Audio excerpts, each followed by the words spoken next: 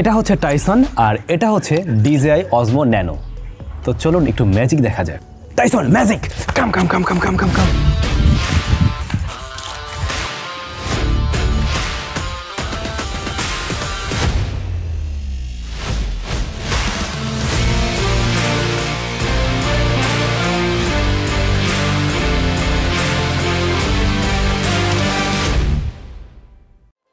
এই যে এটুকুই হচ্ছে ক্যামেরা। আবার আপনি চাইলে খুব সহজেই দুই খণ্ড করে ফেলতে পারেন। এখন মনিটরটা রয়েছে এখানে, ক্যামেরাটা রয়েছে এখানে। আবার চাইলে এই ক্যামেরাকে আরো ছোট করা সম্ভব। ঠিক এইভাবে আপনি আরো দুই খণ্ড করে ফেলতে পারেন। এখন দেখুন জাস্ট ক্যামেরার সাইজ কতটুকু। এইটুকুই ক্যামেরা যেখানে 4K 60 FPS আপনি ভিডিও রেকর্ড করতে পারবেন।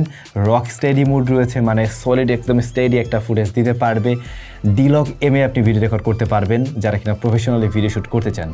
এইটা DJI এর একটি ক্যামেরা, DJI Osmo Nano। এর আগে আমরা ইনস্টার কিন্তু এই ধরনের ছোট ছোট ক্যামেরা দেখেছি, বাট DJI এর তরফ থেকে সেরকম কিছু দেখিনি। বরং DJI আরও বেশ কিছুটা কম দামে এই জিনিসটা নিয়ে আসছে, আরও কম্প্যাক্টফুল করে, যেখানে অনেক কিছুই রয়েছে। তবে অনেক ভালো ভালো জায়গার মাঝেও এমন কিছু খারাপ জায়গা রয়েছে বা কমতির জায়গা রয়েছে যেটা জানলে হয়তোবা এই জিনিসটা আপনি নাও কিনতে পারেন। যারা অ্যাকশন ক্যামেরার ফিচার্সই চাচ্ছেন কিন্তু সাইজটা হতে হবে ছোট, তাদের জন্য এই ভিডিও। আবার একই সাথে যারা এই ক্যামেরাটা কিনা চিন্তা ভাবনা করছেন তারা অবশ্যই পুরোটা দেখুন, ডিসিশন অন্যভাবেও নিতে পারেন।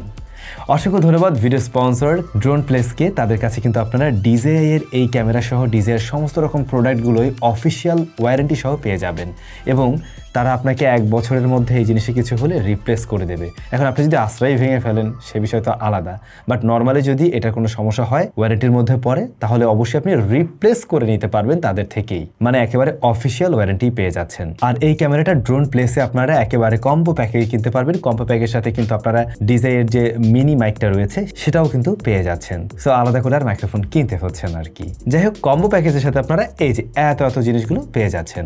আর যারা কিনতে যাচ্ছেন ভিডিও ডেসক্রিপশনে কিন্তু ড্রোন প্লেসের যাবতীয় ইনফরমেশন মেনশন করা আছে।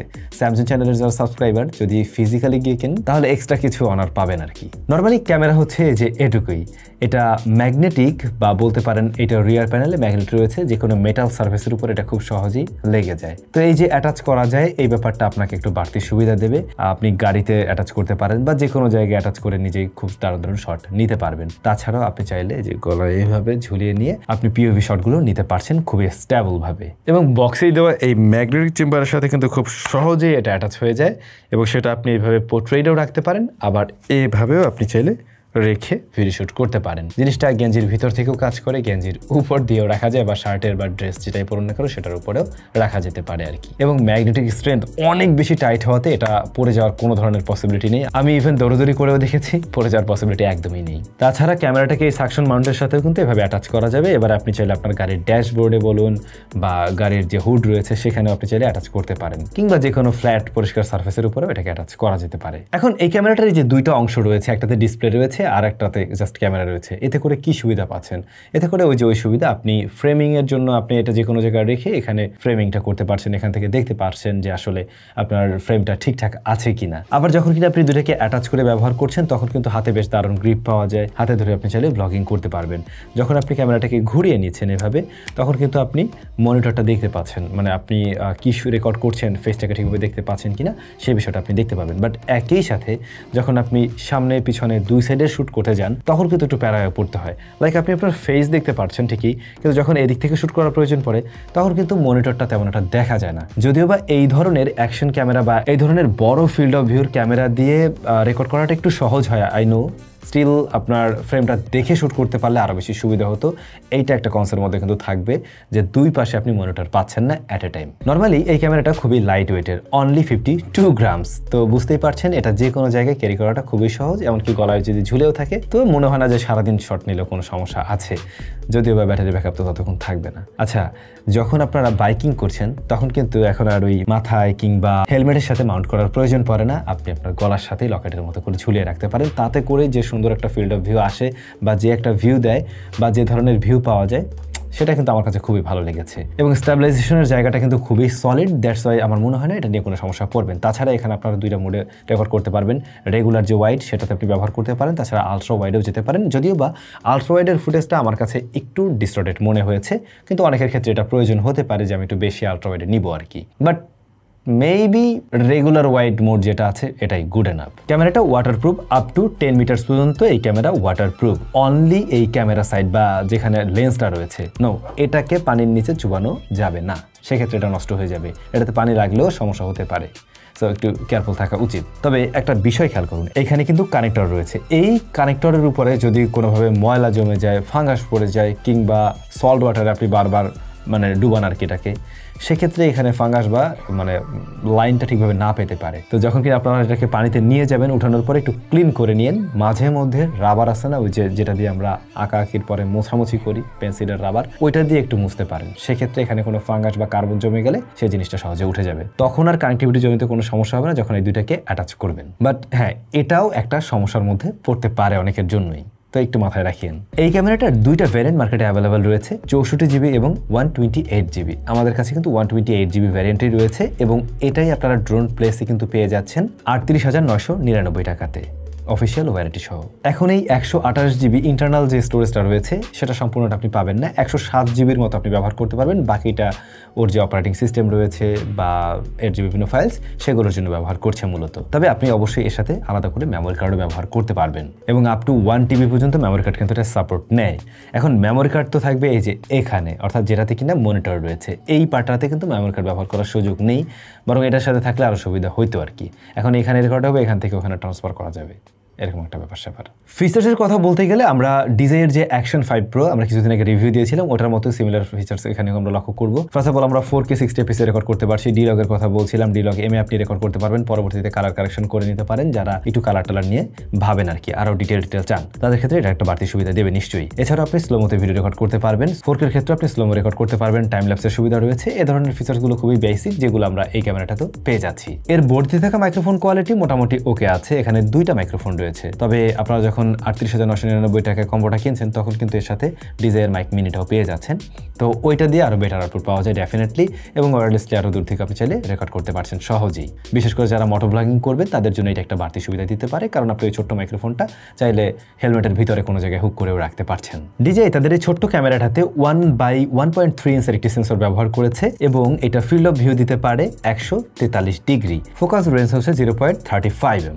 শুরুতেই বলছিলাম এটা দিয়ে স্টেডি ফুটেজ নেওয়া সম্ভব বা এটা যথেষ্ট স্টেবল একটা ফুটেজ দিতে পারে। মূলত এখানে ওরা EIS ব্যবহার করেছে, রক স্টেডি 3.0 অ্যান্ড হরাইজন ব্যালেন্সও কিন্তু এতে রয়েছে, যে জিনিসটা আমরা ওদের অ্যাকশন 5 Pro বা ওদের অ্যাকশন সিরিজের যে ক্যামেরাগুলো রয়েছে সেখানেও দেখতে পাই। টু বি ভেরি অনেস্ট, আমি আমার অ্যাকশন 5 Pro ওই ক্যামেরাটাতে যে লেভেলের স্টেবিলিটি পাই, এইটাতে কিন্তু একেবারে ওই লেভেলের স্টেবিলিটি আমার কাছে মনে হয়নি, বরং তার চাইতে একটু কম মনে হয়েছে। বিশেষ করে স্ট্রাগল করে লো লাইটে গিয়ে। অ্যাকশন 5 Pro লো লাইটে কিন্তু মোটামুটি একটা ভালো রেজাল্ট দেয়, এমনকি স্টেবিলিটিও বেশ ভালোভাবে ধরে রাখতে পারে। সেখানে এইটা স্টেবিলিটি লো লাইটে গেলে বেশ কিছুটা কমে যায় এবং জিটারিং এর একটা ব্যাপারও আমরা লক্ষ্য করেছি তখন বেশ ভালোভাবেই, যেহেতু এর সেন্সর সাইজ বেশ ছোট, অনেক বড় সড়ো না, সো লো লাইটে নর্মালি স্ট্রাগল করে, এটাই স্বাভাবিক। কিন্তু ডে লাইট কন্ডিশনে যথেষ্ট ভালো একটা স্টেবিলিটি দেয় এবং ভিডিও ফুটেজে কিন্তু যথেষ্ট আরামদায়ক মনে হয়। আই মিন বেশ স্মুথ একটা ফুটেজ পাওয়া যায় এর থেকে, বিশেষ করে 4K 60fps। But 4K 60fps যখন আপনি ভিডিও রেকর্ড করছেন তখন কিন্তু এই বান্দা বেশ ভালো রকমেরই গরম হয়, এবং যখন কিনা এই দুটো জিনিস অ্যাটাচ থাকে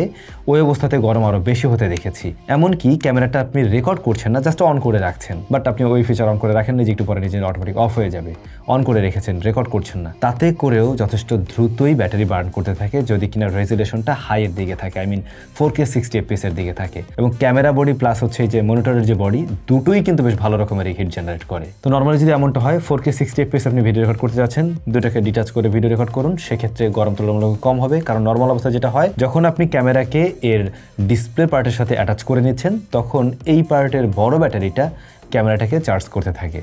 তো এতে করে হয় কি, ও চার্জও নিচ্ছে আবার রেকর্ডও করছে, আলটিমেটলি জিনিসটা বেশি হিট জেনারেট করছে।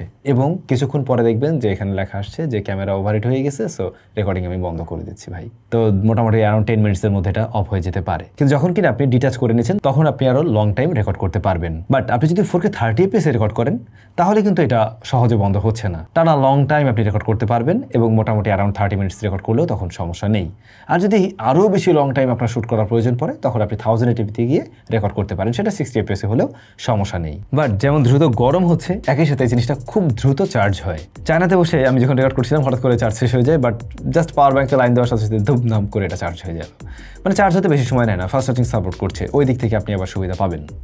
এটার মাঝে যে ব্যাটারি রয়েছে মূলত এই যে ছোট্ট ক্যামেরাটার মাঝে রয়েছে 530 mAh এর ব্যাটারি, অ্যান্ড এই মাল্টিফাংশনাল ভিশন যে ডকটা রয়েছে এখানে কিন্তু 1300 mAh এর ব্যাটারি পেয়ে যাচ্ছেন। তো ডিজাই ক্লেম করে 200 মিনিটসের মতো একটা আপনারা রেকর্ডিং টাইম পাবেন, বাট সেটা 1080p-তে, এবং অবশ্যই ওরা আরো কম টেম্পারেচার আসলে এই ব্যাপারগুলো টেস্ট করে, মানে একেবারে মিনিমামে টেস্ট করে, ম্যাক্সিমামে না। কিন্তু আমরা তো চাই ম্যাক্সিমাম, তখন আপনি ব্যাকআপ কম পাবেন, অ্যারাউন্ড 2 আওয়ার্সের মতো একটা ব্যাকআপ ধরে রাখতে পারেন আর কি, যদি কিনা আপনি আসলে 4K-তে রেকর্ড করেন 60 fps গিয়ে। তো আমার মনে হয় না যে একদম টানাভাবে রেকর্ড করবেন, এবং সেটা করাটাও আসলে উচিত হবে না। তো ব্লগিং করলে ওই যখন যেভাবে শ্যুট করার প্রয়োজন হয় ওভাবে করলে আর সমস্যা হয় না। তবে 4K 60 fps-এ অতিরিক্ত হিট জেনারেট করে এবং খুব দ্রুতই আসলে বন্ধ হয়ে যাচ্ছে, এই ব্যাপারটা মোটেই আমার পছন্দ হয়নি। তবে যে বিষয়টা পছন্দ হয়েছে, এইটার সাইজটা আসলে খুব ছোট হওয়াতে বেশ দারুণ এবং খুবই ইউনিক কিছু শট নেওয়া সম্ভব, খুবই ক্রিয়েটিভ টাইপের কিছু শট নেওয়া সম্ভব, যেগুলো আমরা একটু নেওয়া ট্রাই করছিলাম। আপনি হয়তো ভিডিও দেখে বুঝতে পারছেন, এমনকি আপনার বাসায় যদি পেট থাকে, হ্যাঁ, তাদের সাথে কিন্তু একটু মজা করা যেতে পারে। আবার এটার বক্সে কিন্তু আমরা দেখছিলাম এই যে এরকম একটা ক্লিপ রয়েছে, আপনি চাইলে ক্যাপের সাথে এটাকে খুব সহজে মাউন্ট করতে পারেন। যারা বিশেষ করে পিয়ানো বাজান বা কিংবা আপনি এই ধরনের পিওভি শট নিতে চাচ্ছেন, তাদের জন্য কিন্তু এটা খুব দারুণ একটা জিনিস। একটু ভালো লাইট থাকলে দারুণ শট পাওয়া সম্ভব। আমি যদি ভিডিও কোয়ালিটি নিয়ে বলতে চাই, ডে-লাইটে কিন্তু যথেষ্ট ভালো রকমের ডিটেল ধরে রাখতে পারে, বেশ ভাইব্রেন্ট টাইপের একটা ভিডিও দেয়, একেবারে ন্যাচারাল নয়, অবশ্যই কালারটা বেশ ভাইব্রেন্ট, মানে এটা নর্মাল মোডের কথা বললাম। এবার যদি আপনি ডি-লগে যান, সেক্ষেত্রে হিসাব আলাদা, তখন আপনি আপনার মতো করে কালার কাস্টমাইজ করতে পারবেন খুব স্বাভাবিকভাবেই। তবে নর্মালি অটো মোডে এটার কালারটা বেশ দারুণ ছিল, সেই সাথে ডাইনামিক রেসান্ডেলও কিন্তু যথেষ্ট ওয়াইডারই। কানেক্টিভিটির জন্য ব্লুটুথ এবং ওয়াইফাই রয়েছে, আর আপনি আপনার ফোনের সাথে কিন্তু ডিজাই মেমোর মাধ্যমেও কানেক্ট করতে পারেন, এবং ডিজাই মেমোর যে ফিচার্সগুলো রয়েছে সেগুলো ব্যবহার করতে পারবেন, যেগুলো আমরা ডিজাইয়ের অন্যান্য প্রোডাক্টের ক্ষেত্রে ব্যবহার করেছি। সেটা হতে পারে ওদের ওই যে অ্যাকশন, সেটা হতে পারে ওদের পকেট সিরিজের ক্যামেরা, ওগুলোর মতোই। বলছিলাম এই প্যাকেজের সাথে ডিজাইয়ের যে মাইক মিনি রয়েছে সেটা আপনারা পাচ্ছেন, অবশ্যই ওটা কানেক্ট করা যাবে। পাশাপাশি আপনার কাছে যদি ডিজাই মাইক 2 বা মাইক 3 এগুলোও থাকে, সেগুলোও কিন্তু এখানে কানেক্ট করতে পারবেন। 2টা ট্রান্সমিটার এতে অ্যাট এ টাইম কানেক্ট করা যাবে। কিন্তু এইখানে একটা ঝামেলা আছে, আপনি যখন কিনা ডিজাইয়ের মাইক্রোফোনকে এই ক্যামেরার সাথে কানেক্ট করছেন, কানেক্টেড অবস্থায় যদি কিনা এই ক্যামেরাকে এভাবে ডিটাচ করে ফেলেন, তাহলে কিন্তু এখানে লাইভ ভিউ পাচ্ছেন না। তখন এখানে লেখা আসবে যে তোমার যদি লাইভ ভিউ পেতে হয় তাহলে এই দুটোকে অ্যাটাচ করো। কারণ এটা তো একটা সমস্যা, এটা অবশ্যই একটা সমস্যা। আমি মাইক্রোফোন কানেক্ট করলে যদি এখানে না দেখতে পারি, তাহলে কেমনে হবে ভাই? এখন মাইক্রোফোন ছাড়াও তো এটা ব্যবহার করে লাভ নেই, বিশেষ করে যারা এখানে মোটো ব্লগিং করবেন। তখন এমনটাও হতে পারে যে আপনি মোটো ব্লগিং করছেন, এই অংশটাকে আপনি হয়তো বা সামনে অ্যাটাচ করে রাখতে পারেন। হ্যাঁ, এটা অ্যাটাচ করা যাবে অবশ্যই। যেমন এই যে এই মাউন্টের থ্রুতে আপনি গাড়ির ড্যাশবোর্ডে রাখলেন, আইদার আপনি আপনার মোটরসাইকেলের হ্যান্ডেলের সাথে এটাকে অ্যাটাচ করে রাখলেন, এখানে প্রিভিউ দেখতে চাচ্ছেন, ক্যামেরাটা আপনার এখানে রয়েছে বা বুকে রয়েছে, কিন্তু তখন আপনি ট্রান্সমিশন পাবেন না যদি কিনা মাইক্রোফোনটা কানেক্ট থাকে। এখন আমি জানি না এই ব্যাপারটাকে আসলে পরবর্তীতে আপডেটের মাধ্যমে ফিক্স করা সম্ভব কিনা। যদি সম্ভব হয়, ডিজাইনের অবশ্যই উচিত হবে এটা সবার আগে ফিক্স করা। যেহেতু এখানে একটা ওয়্যারলেস ট্রান্সমিশন হয়, এটা নিশ্চয়ই একটা দূরত্বের মধ্যেই কাজ করবে, এর বেশি গেলে কাজ করবে না। আমাদের টেস্টিংয়ে দেখলাম অ্যারাউন্ড 25 মিটার্সের মধ্যে এটা ঠিকঠাক রেজাল্ট দেয়। অনেক সময় একটু বেশিও পাওয়া যায়, একটু কমও আসে, এরকম আর কি। হেভি অবস্টিকেল চলে আসলে নিশ্চয়ই আরও কিছুটা কম পাবেন। তবে অনেকেরই এই ব্যাপারটা কাজে লাগতে পারে আর কি, যে আপনি আলাদা করে মনিটর করতে পারছেন। এই ক্যামেরাটা দিয়ে স্টিল ছবিও তোলা যাবে, আপনারা 35 মেগাপিক্সেলে স্টিল ছবি তুলতে পারবেন আর কি। এখন ডিজাইয়ের এই নতুন ক্যামেরাটার সবচাইতে স্ট্রেংথের জায়গা হচ্ছে এর সাইজটা ছোট এবং 2টা পার্ট আলাদা করা যায়, বেশ কিছু ইউনিক শট নেওয়ার জন্য খুবই দারুণ, এটা আমি মানছি। একই সাথে এখানে ইন্টারনাল স্টোরেজ রয়েছে, সেটা একটা বাড়তি সুবিধা দেবে ডেফিনেটলি। তাছাড়া ডিজাইন স্টেবিলিটিও যথেষ্ট ভালো ছিল, ডিলাইট কন্ডিশনে বেশ ভালো একটা ফুটেজ দিতে পারে এটা অবশ্যই। বাট কমতির জায়গাগুলোর মধ্যেও বেশ বড় কিছুই রয়েছে। ফার্স্ট অফ অল, এটাতে বিল্ট ইন ব্যাটারি থাকছে। আপনি চলন্ত অবস্থায় যখন রেকর্ড করছেন, ওই মুহূর্তে কিন্তু চাইলেই আপনি আরেকটা ব্যাটারি চেঞ্জ করে ব্যবহার করতে পারবেন না, সেই সুযোগটা নেই আপনার হাতে। দ্বিতীয়ত, এটা বেশ ভালো রকমেরই হিট জেনারেট করে যদি আপনি হাইয়েস্ট রেজুলেশনে রেকর্ড করেন। এমনকি আমরা দেখলাম যে খুব লং টাইম রেকর্ড করা যায় না একদম হাইয়েস্ট রেজুলেশনে, I mean 4K 60 fps-এ। থার্ড নাম্বারে থাকে এই যে মাইক্রোফোন কানেক্ট করলে পরে ট্রান্সমিশন পাওয়া যায় না, যেটা অবশ্যই দুঃখজনক। লাস্টলি, এটাকে অ্যাটাচ করা যায়, ডিটাচ করা যায়। সো এই যে কানেকশনগুলো, এই কানেকশনের ক্ষেত্রে একটু যত্নশীল হওয়া উচিত। এটা সমস্যা আমি বলবো না, বাট একটু যত্নশীল হলেই হয়। তো এই যে সমস্যাগুলো বললাম, এটা অনেকের কাছে হয়তো ম্যাটার করে, বিশেষ করে যারা আসলে চাচ্ছিলেন একটা অ্যাকশন ক্যামেরা কিনতে, অ্যাকশন ক্যামেরা রিপ্লেস হিসেবে এটাকে নিতে চাচ্ছেন, বাট একটু ছোট হলে ভালো হয়, তাদের কাছে এই সমস্যাগুলো আসলেই ম্যাটার করতে পারে। আর যদি আপনার কাছে ম্যাটার না করে, বরং আপনার কাছে এটা বেশি ম্যাটার করে যে আমার ক্রিয়েটিভ শট নিতে হবে, ছোট্টটা জিনিস দিয়ে ভালো কোয়ালিটির ভিডিও চাই, আমার খুব লং টাইম টানা হাইয়েস্ট রেজুলেশনে শ্যুট করার প্রয়োজন পড়ে না, বাট জিনিসটা ছোট হওয়া চাই, কম্প্যাক্ট, এবং খুব সহজেই আমি সেটাকে কন্ট্রোল করতে পারবো বা এই ধরনের কিছু ক্রিয়েটিভ শট নিতে পারবো, তারা অবশ্যই দেখতে পারেন। এবং বেস্ট প্রাইসে আপনারা পেয়ে যাচ্ছেন ড্রোন প্লেসে। তো আপনাদের কাছে এই ক্যামেরাটা কেমন লাগলো অবশ্যই কমেন্ট করে জানাবেন। দেখা হচ্ছে স্যামজেনের নতুন ভিডিওতে।